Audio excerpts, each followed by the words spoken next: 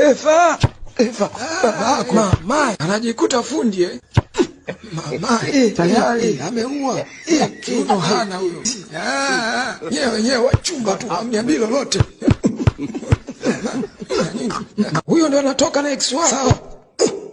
Mama, naita fulana kwenye shughuli ya wanaume. Nenda kamsindie sasa. Nikanyangile fasi ya Fatuma tu haniwezi. Hiyo hapo hiyo. Mimi si Fatuma. Mama, kuwa makini, huyo fundi atakuaibisha huyo. Umeona sasa? Nikwambia kumbe kweli.